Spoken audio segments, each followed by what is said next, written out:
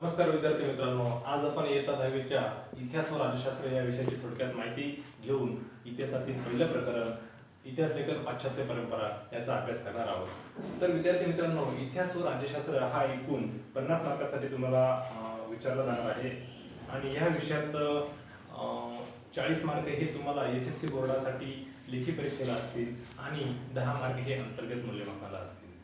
इतिहास व राज्यशास्त्र यात सर्वप्रथम इतिहासात तुम्हाला एकूण 9 प्रकरणांचा अभ्यास करायचा आहे आणि राज्यशास्त्रात 5 प्रकरणांचा अभ्यास करायचा आहे।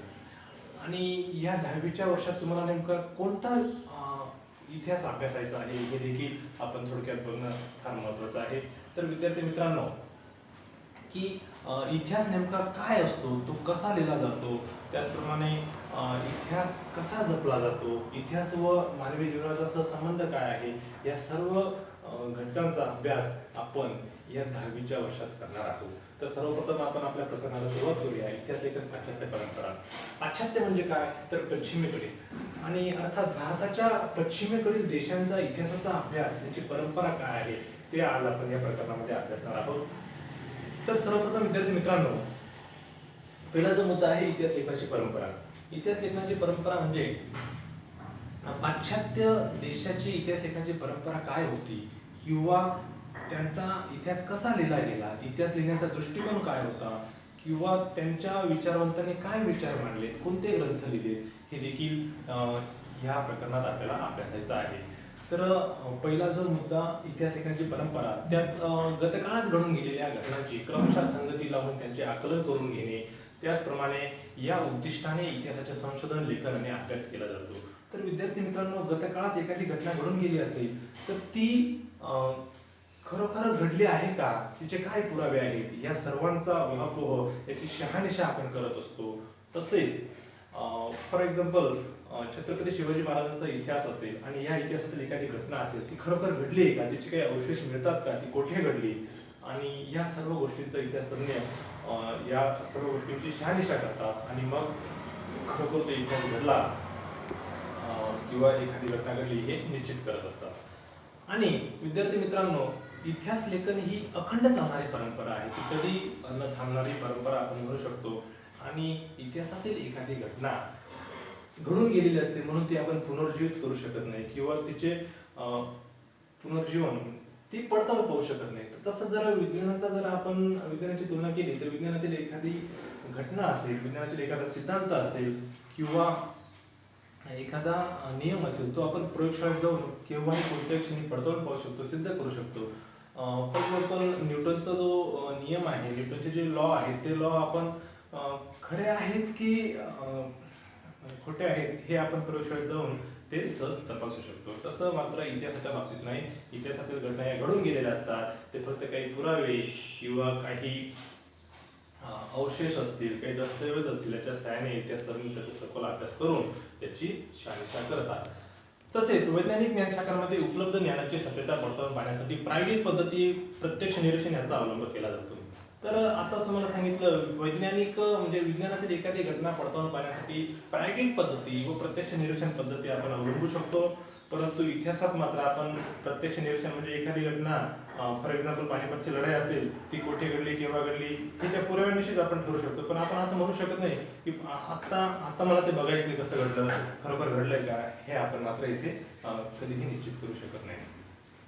पुढचा जो महत्त्वाचा मुद्दा आहे विद्यार्थी मित्रांनो, तो म्हणजे या पद्धतीच्या आधारे विविध घटनांच्या संदर्भात सार्वकालिक व सार्वत्रिक नियम मांडणे आणि ते नियम पुन्हा पुन्हा लिहिणे किंवा पुन्हा पुन्हा सिद्ध करता येणे शक्य असते। तर विद्यार्थी मित्रांनो, मग हे विज्ञानातील नियम आपण केव्हाही कोणत्याही क्षणी सिद्ध करू शकतो, कारण त्याला ठोस पुरावे असतात आणि ते प्रयोगशाळेत आपल्याला सहज सिद्ध करता येतं। परंतु इतिहासाचं मात्र तसं नाही। इतिहासात किंवा इतिहास संशोधनामध्ये प्रायोगिक पद्धती आणि निरीक्षण याचा अवलंब करणे कदापि शक्य नसते।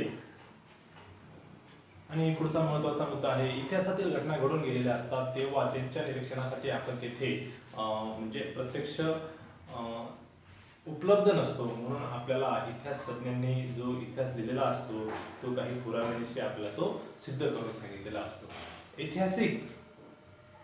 सर्वप्रथम ऐतिहासिक दस्तऐवज लिहिण्यासाठी ज्या भाषेचा आणि लिपीचा वापर केला गेला आहे त्याचे वाचन करण्यासाठी आणि त्याचा अर्थ समजण्यासाठी ती भाषा लिपी जपणाऱ्या तज्ञांची आवश्यकता असते. बघा, जर आपल्याला एखादा दस्तऐवज सापडला आणि तो दस्तऐवज नेमका कोणत्या काळातला आहे किंवा तो खरा आहे की खोटा आहे याची आपल्याला तुलना करणे फार महत्त्वाचे आहे. फॉर एक्झाम्पल, एखादा कागद आपल्याला मिळाला, त्यावरती काय लिहिलेलं आहे, तो कुठे सापडला, कधी सापडला याची शहानिशा करून त्याची काही अजून त्याचा कुठे संदर्भ मिळतो का हे इतिहास तज्ञ ठरवतात. मग त्यावरूनच तो दस्तऐवज खरा आहे की खोटा आहे, त्यावरती लिहिलेलं नेमकं काय आहे, ती लिपी कोणती आहे, ती लिपी जे शास्त्रज्ञ जाणतील किंवा इतिहास तज्ञ जाणतील त्या इतिहास तज्ञांकडून त्याचा अभ्यास केला जातो. आणि मित्रांनो, त्यानंतर अक्षरवाटिका म्हणजे अक्षराचे वळण, लेखकाची भाषाशैली, वापरलेल्या कागदाच्या निर्मितीचा काळ, कागदाचा प्रकार यावरून आपण त्या दस्तऐवजाचा खरे खोटेपणा किंवा त्या दस्तऐवजात नेमकं जो म्हणजे दस्तऐवजात जो लेख लिहिला आहे तो खरा आहे की खोटा आहे हे आपण ठरवू शकतो. तसेच विद्यार्थी मित्रांनो, इतिहास संशोधनाच्या काही पद्धती त्यांनी सांगितलेल्या आहेत. त्या पद्धती इथं दिलेल्या आहेत की ऐतिहासिक साधनांचे संकलन व तोलनिक विश्लेषण करणे. इतिहास संशोधनामध्ये ऐतिहासिक साधनांचे संकलन व तोलनिक विश्लेषण करणे, ऐतिहासिक साधनांचे संकलन व तोलनिक विश्लेषण करणे. तर विद्यार्थी मित्रांनो, इतिहासात जर एखादी घटना घडली असेल, ती खरोखर घडली आहे का किंवा तिचे काही पुरावे मिळतात का, ती कधी घडली याचा तोलनिक अभ्यास आपल्याला त्याचा तोलनिक विश्लेषण आपल्याला करणे फार महत्त्वाचे असते. पुढचा जो मुद्दा आहे, संकलित माहितीचे संदर्भ तपासणे. तर विद्यार्थी मित्रांनो, संकलित माहितीचे संदर्भ तपासणे यामध्ये आपण त्याचे संदर्भ तपासणे, अशी गोष्ट आधी घडून गेलेली आहे का, त्यात त्याचा काही संदर्भ मिळतो का, या सर्व गोष्टींची शहानिशा करणे फार महत्त्वाचं आहे. आणि पुढची जी पद्धत आहे, स्थल कालात्मक संदर्भ व संकलनात्मक माहितीचे आकलन. मी थोडक्यात वाचतो आहे. पुस्तकात तुम्हाला इतिहासाची मांडणी, इतिहास संशोधन पद्धती हे एक चार्टमध्ये तुम्हाला दर्शवलेलं आहे. तर विद्यार्थी मित्रांनो, तिसरी जी पद्धत आहे, स्थल कालात्मक संदर्भ व संकलनात्मक माहितीचे आकलन. तर यात आपल्याला आपण ठरवले पाहिजे की सदर घटना खऱ्या आहेत की खोट्या आहेत. ते ठरवताना इतिहास तज्ञांनी काही चौकटी आखून दिलेल्या असतात. त्याद्वारे आपण त्या घटकांची खरे खोटेपणाची पडताळणी करू शकतो. त्या चौकटींचा आपण त्या चौकटीत आपण त्यांचा सखोल अभ्यास करू शकतो. तिसरी जी पद्धत आहे इतिहास संशोधनाची, ऐतिहासिक साधनांचे चिकित्सक संशोधन. ऐतिहासिक साधनांचे चिकित्सक संशोधन. मग मागील इयत्तांमध्ये तुम्ही इतिहासाचे साधने कोणते आहेत हे तुम्ही अभ्यासले आहे. ही साधने जेव्हा आपणास भेटतात तेव्हा त्याचा चिकित्सक अभ्यास केला पाहिजे. ती बरोबरच आहेत असे न म्हणतात त्यावर म्हणजे विश्लेषणात्मक अभ्यास आपण करायला हवा. आणि शेवटची जी पद्धत आहे, संभाव्य सिद्धांतांची मांडणी करणे. संभाव्य सिद्धांताची मांडणी करणे त्यात म्हणजे सामान्य परिकल्पना मांडणे किंवा संभाव्य परिकल्पना मांडणे. परिकल्पना म्हणजे आपण तर्क किंवा अंदाज बांधू शकतो. आणि एखादी घटना ही अशी का घडली, त्याचप्रमाणे ती अशीच का नाही घडली किंवा ती अशा पद्धतीने घडली असेल, या सर्व गोष्टींचा आपण तर्क अंदाज लावू शकतो. परंतु 100% आपण असं म्हणू शकत नाही की ही घटना खरीच आहे. त्यात काही पुरावे, काही संदर्भ, काही दस्तऐवज जर आपल्याला मिळाले, खनन उत्खनन या गोष्टीतून आपण त्या इतिहासाचा खरे खोटेपणा ठरवू शकतो. तर विद्यार्थी मित्रांनो, अशा प्रकारे तुम्हाला इतिहास लेखनाची उद्दिष्टे, त्याचप्रमाणे इतिहास संशोधनाच्या पद्धती या समजल्या असतील असे गृहीत धरू आणि पुढच्या मुद्द्याला सुरुवात करू. तर पुढचा जो महत्त्वाचा मुद्दा आहे विद्यार्थी मित्रांनो, इतिहास संशोधनास सहाय्यभूत होणाऱ्या विविध ज्ञानशाखा. त्यामध्ये आपण बघू शकतो की पुरातत्व, अभिलेखागार, हस्तलिखितांचा अभ्यास, पुराभिलेख, अक्षरवाटिकाशास्त्र, भाषा रचनाशास्त्र, त्याचप्रमाणे नाणकशास्त्र, वंशावळीचा अभ्यास इत्यादी ज्ञानशाखा येतात. आपण प्रत्येक ज्ञानशाखेचा थोडक्यात अभ्यास करूया. कोणत्या ज्ञानशाखेत नेमकं कशाचा अभ्यास केला जातो, त्या ज्ञानशाखा नेमक्या कुठे उपयोगी पडतात हे आपण बघूया. पहिलं जे आहे विद्यार्थी मित्रांनो, पुरातत्व पुरातत्व विभाग. मग पुरातत्व विभाग काय करते, तर एखाद्या जागेचे खनन उत्खनन करून त्यामागे नेमकं कोणता इतिहास आहे हे ठरवण्याचे काम पुरातत्व विभाग करत असते. दुसरं आहे अभिलेखागार. अभिलेखागार म्हणजे जे ऐतिहासिक दस्तऐवज असतात त्या ऐतिहासिक दस्तऐवजांचं जतन यात करून ठेवलेले असते. आणि पुढे हस्तलिखितांचा अभ्यास. जे पूर्वी पत्र होते ते म्हणजे हाताने लिहिले जायचे, त्यात कोणती लिपी वापरली जायची, या सर्वांचा अभ्यास हस्तलिखितांचा अभ्यासात केला जातो. पुराभिलेख. जे शिलालेख असतात त्यांचा अभ्यास पुराभिलेखात केला जातो. तसंच अक्षरवाटिकाशास्त्र. एखाद्या अक्षर म्हणजे अक्षराची निर्मिती कधी झाली, कोणी केली, कुठे झाली, या सर्वांचा अभ्यास अक्षरवाटिकाशास्त्रात केला जातो. त्यानंतर विद्यार्थी मित्रांनो, भाषा रचनाशास्त्र. तर इतिहासात एखादी भाषा नेमकी कधी निर्माण झाली, तिचा उगम कुठे झाला, किंवा ती भाषा म्हणजे तो भाषेचा प्रकार कोणी निर्माण केला, किंवा ती भाषा कधी निर्माण झाली, या सर्वांचा अभ्यास आपल्याला भाषा रचनाशास्त्रात अर्थात भाषेच्या अभ्यासात आपल्याला करावायचा असतो. नंतर नाणकशास्त्र. सर्वांनाच माहिती आहे की इतिहासात विविध प्रकारची नाणी होती. मग ही नाणी कोणत्या धातूची होती, त्या नाण्यांचे मूल्य काय होते, त्यावरती नेमकं काय लिहिलेलं आहे, कोणत्या राजांचे चित्र त्यावरती दिलेले आहे, या सर्वांचा अभ्यास आपल्याला नाणकशास्त्रात बघायला मिळतो. त्यानंतर वंशावळीचा अभ्यास. विद्यार्थी मित्रांनो, आपण जर शिवाजी महाराजांचा इतिहास अभ्यासला तर शिवाजी महाराजांनंतर मराठी स्वराज्याची जी धुरा होती कोणी सांभाळली, त्यानंतर कोणी सांभाळले, असं आपण अर्थात शिवाजी महाराजांचे पुत्र कोण होते. फॉर एक्झाम्पल छत्रपती शिवाजी महाराजांनी जेव्हा मराठी स्वराज्य निर्माण केले, महाराजांचा कार्यकालानंतर संभाजी महाराजांनी मराठी स्वराज्याची धुरा सांभाळली. त्यानंतर असेल राजाराम महाराज असतील, नंतर तारागड असतील, नंतर शहाजी महाराज असतील, अशा एका वंशावळीचा अभ्यास देखील आपण या वंशावळीच्या अभ्यासात आपण करू शकतो. तर विद्यार्थी मित्रांनो, इतिहास लेखनाची परंपरा. इतिहासात उपलब्ध पुराव्यांचे चिकित्सापूर्वक संशोधन करून भूतकाळात घडून गेलेल्या घटनांची मांडणी कशी केली जाते हे आपण पाहिले. अशी मांडणी करणाऱ्या किंवा करण्याच्या लेखन पद्धतीला इतिहास लेखन असे म्हणतात. अशा प्रकारे इतिहासाचे चिकित्सापूर्वक मांडणी करणाऱ्या संशोधकाला आपण इतिहासकार असे म्हणत असतो. ज्याप्रमाणे वैज्ञानातील एखादा सिद्धांत एखाद्या तज्ञाने लिहिला असेल सायन्समध्ये, त्याला आपण सायंटिस्ट असे म्हणतो. त्याच प्रकारे इतिहासाची चिकित्सापूर्वक मांडणी करणाऱ्या संशोधकाला आपण इतिहासकार असे म्हणत असतो. अर्थातच इतिहासाची मांडणी करताना भूतकाळात घडून गेलेल्या प्रत्येक घटनेची नोंद आणि तिचे ज्ञान करून देणे इतिहासकाराला शक्य नसते. कारण विद्यार्थी मित्रांनो, इतिहासाची मांडणी करताना इतिहासकार भूतकाळातल्या कोणत्या घटनांची निवड करतो हे त्याला वाचकांपर्यंत नेमकं काय पोचवायचे आहे त्यावर अवलंबून असते. निवडलेल्या घटना आणि त्यांची मांडणी करताना अवलंबलेल्या वैचारिक दृष्टिकोन या गोष्टी इतिहासकाराच्या लेखनाची शैली निश्चित करतात. म्हणजे प्रत्येक इतिहास ज्याने लिहिलेला असतो त्या देखील इतिहासावरती त्या लेखकाच्या शैलीचा प्रभाव पडत असतो, त्याच्या मतांचा त्या इतिहासावर प्रभाव पडत असतो. त्यामुळे विद्यार्थी मित्रांनो, इतिहासाची मांडणी करताना भूतकाळात घडून गेलेल्या प्रत्येक घटनेची नोंद घेणे आणि तिचे ज्ञान करून देणे मात्र इतिहासकाराला शक्य नसते. जगभरातील प्राचीन संस्कृतीमध्ये अशा प्रकारे इतिहास लेखन करायची परंपरा नव्हती, परंतु त्या लोकांना भूतकाळाची जाणीव किंवा जिज्ञासा नव्हती असे आपण म्हणू शकत नाही. विविध संस्कृती होऊन गेल्या, विविध संस्कृतींमध्ये इतिहास लिहिलाच आहे असं नाही.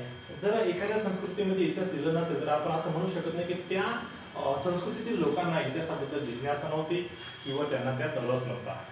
तर बघायला गेलं तर वडीलधाऱ्या व्यक्तींकडून ऐकलेल्या पूर्वजांच्या जीवनाचा पराक्रमाच्या गोष्टी पुढच्या पिढीपर्यंत पोहोचवण्याची आवश्यकता तर होतीच. आजही आपण बघतो की आपले जे पूर्वज होते, प्रत्येकाच्या वैयक्तिक जे कुटुंबातील काही पूर्वज असतील त्यांचा इतिहास आपले आजी आजोबा आपल्याला सांगतात, मग आपण पुढच्या पिढीला सांगतो. अशा प्रकारे मौखिक साधनांच्या सहाय्याने तो इतिहास पिढ्यानपिढ्या पुढे सांगितला जात होता. विद्यार्थी मित्रांनो, आपण जर बघितलं की गुहा चित्रांद्वारे स्मृतीचे जतन करण्याचे कथन जतन करण्याचे, कहाण्यांचे कथन, गीत आणि पोवाड्यांचे गायन यांसारख्या परंपरा जगभरातील संस्कृतीमध्ये अति प्राचीन काळापासून अस्तित्वात होत्या. तर आपण पोवाडे ऐकले असतील, तुम्ही पोवाडे ऐकले असतील. त्या पोवाड्यांमध्ये एखाद्या पराक्रमी राजाची कथा त्यात सांगितलेली असते किंवा त्या पोवाड्यातून ती मांडलेली असते. त्याचा पराक्रम काय होता, त्याचं धाडस, त्यांनी केलेले जे काही लढाया असतील या सर्वांची मांडणी पोवाड्यातून केलेली असते किंवा काही गीतातूनही केलेली असते. म्हणजे पूर्वीच्या काळी इतिहास लिखाणाची जी पद्धत होती, इतिहास लिखाण फार कमी प्रमाणात होती, परंतु इतिहास मात्र मौखिक साधनांद्वारे जतन करून ठेवला जात होता. हे आपण पोवाडे, गीत याच्यातून आपण सिद्ध करू शकतो. किंवा पूर्वी जरी भाषा अवगत नव्हती तरी आपण एखाद्या गुफांमध्ये गेलो किंवा एखाद्या गड किल्ल्यांवरती गेलो, तिथे चित्र स्वरूपात त्यांनी संदेश देण्याचा प्रयत्न केलेला असतो. जरी भाषा अवगत नव्हती तरी त्यांनी मात्र गुफांमध्ये काही चित्र काढून ठेवलेले आहेत, काही कोरीव काम असेल आणि त्याच्यातून त्यांनी इतरांना संदेश देण्याचा प्रयत्न केलेला आहे असे आपण समजू शकतो. त्यानंतर विद्यार्थी मित्रांनो, आधुनिक इतिहास लेखनात त्या परंपराचा साधनांच्या स्वरूपात उपयोग केला जातो, हे तितकेच खरे आहे.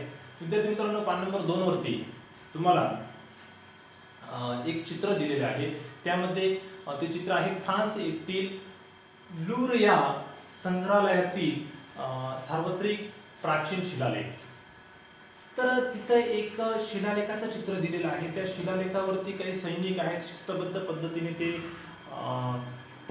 चालत आहेत हे त्यांनी दर्शवलेलं आहे. वरील चित्रात हातात ढाल आणि भाला घेतलेल्या सैनिकांचे शिस्तबद्ध रांग आणि त्यांचे नेतृत्व करणारे सेनानी दिसत आहेत. तर त्या शिलालेखावरती त्यांनी जे कोरीव काम केलेलं आहे त्यातून त्यांना काही कदाचित संदेश द्यायचा असेल. पुढे त्यांनी म्हटलं आहे की ऐतिहासिक घटनांच्या लिखित नोंदी करण्याची सुरुवात मेसोपोटेमियातील सुमेर संस्कृतीमध्ये झाली. म्हणजे त्या काळात सुमेर नावाची संस्कृती होती आणि त्या संस्कृतीमध्ये त्या लिखित नोंदी करण्याची परंपरा झाली आहे असे सद्य परिस्थितीत म्हणता येईल. सुमेर साम्राज्यात होऊन गेलेले राजे, त्यांच्यामधील संघर्षाच्या कहाण्या यांचे वर्णन तत्कालीन शिलालेखांमध्ये जतन केलेले आहे. त्यातील सर्वाधिक प्राचीन शिलालेख सुमारे 4500 वर्षापूर्वी सुमेरमधील 2 राज्यांमध्ये झालेल्या युद्धाची नोंद करणारा असून तो सध्या फ्रान्समधील लूव्र या जगप्रसिद्ध संग्रहालयात ठेवलेला आहे. तर विद्यार्थी मित्रांनो, ह्या शिलालेखातून देखील आपल्याला काहीतरी संदेश मिळतो. त्या चित्राचं तुम्ही निरीक्षण करा आणि त्यातून नेमकं काय संदेश दिलेला आहे, त्यात नेमकं त्या शिलालेखात त्यांनी काय दर्शवलेलं आहे हे देखील तुम्ही तर्क किंवा अंदाज करू शकता. पुढचा मुद्दा आहे आधुनिक इतिहास लेखन. तर विद्यार्थी मित्रांनो, आधुनिक इतिहास लेखनाच्या पद्धतीचा आपण इथं अभ्यास करणार आहोत. आधुनिक इतिहास लेखनाच्या पद्धतीची 4 प्रमुख वैशिष्ट्ये सांगितली जातात. तर हा प्रश्न परीक्षेत विचारला जातो. ही 4 वैशिष्ट्ये कोणती ते स्पष्ट करा, अशा पद्धतीने तुम्हाला प्रश्न विचारला जातो. तर विद्यार्थी मित्रांनो, पहिले जे वैशिष्ट्य आहे, ही पद्धती शास्त्रशुद्ध आहे. तिची सुरुवात योग्य प्रश्नांची मांडणी करण्यापासून होते. तर विद्यार्थी मित्रांनो,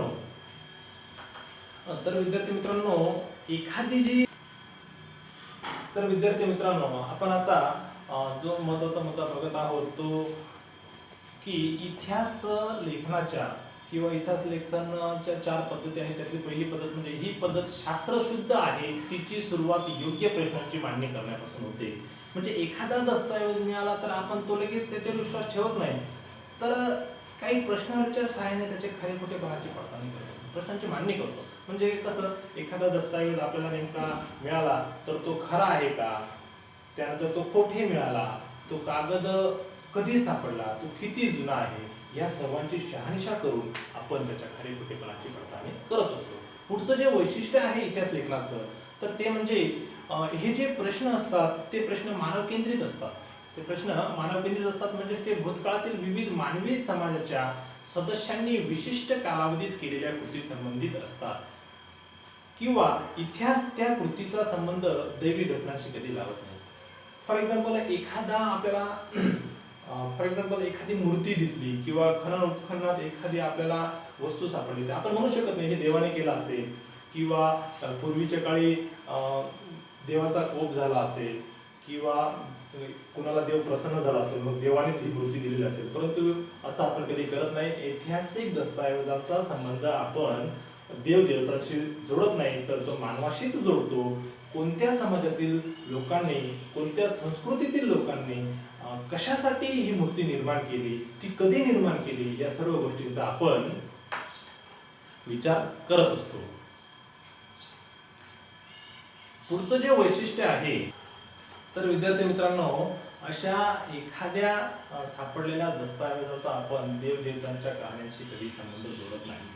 पुढचं जे वैशिष्ट्य आहे, या प्रश्नांच्या इतिहासातील उत्तरांना विश्वासार्ह पुराव्यांचा आधार असतो. त्यामुळेच इतिहासाची मांडणी तर्क सुसंगत केली जाते. म्हणजे एखादा दस्तऐवज मिळाला तर त्याच्याशी संबंधित अजून काही पुरावे आहेत का, नेमकं ते दस्तऐवज खरंच आहे का, की हे खोटंही असू शकतं, या सर्व गोष्टींची आपण, या सर्व घटकांची किंवा ह्या त्या दस्तऐवजाची तर्क सुसंगतपणे आपण अभ्यास करतो आणि मगच ते खरे आहे की खोटे आहे याचा आपण विचार करत असतो. आणि जे शेवटचं चौथं वैशिष्ट्य आहे विद्यार्थी मित्रांनो, मानवजातीने भूतकाळात केलेल्या कृतीचा आधारे मानवजातीच्या वाटचालीचा आपण वेध इतिहासात घेतला जातो.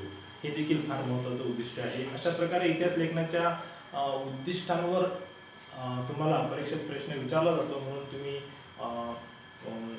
या गोष्टीकडे लक्ष देणं फार महत्त्वाचं आहे. तर विद्यार्थी मित्रांनो, वरील वैशिष्ट्यांनी युक्त असलेल्या आधुनिक इतिहास लेखनाच्या परंपरेची बीजे प्राचीन ग्रीक इतिहासकारांच्या लेखनात आढळतात. आता जो इतिहास शब्द आहे त्याला आपण इंग्रजीत हिस्ट्री म्हणतो. मग हा हिस्ट्री हा शब्द कोणत्या भाषेतून आला, तर त्याचा सर्वप्रथम वापर कोणी केला, तर विद्यार्थी मित्रांनो, ग्रीक भाषेतून ह्या हिस्ट्री या शब्दाचा उगम झालेला आहे.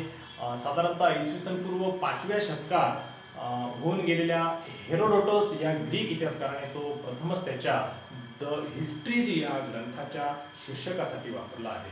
ठीक आहे विद्यार्थी मित्रांनो, आजच्या भागात आपण इथपर्यंत बघूया. पुढील दुसऱ्या भागात आपण युरोपातील वैज्ञानिक दृष्टिकोनाचा विकास आणि इतिहास लेखन याचा अभ्यास आपण करणार आहोत. थँक्यू.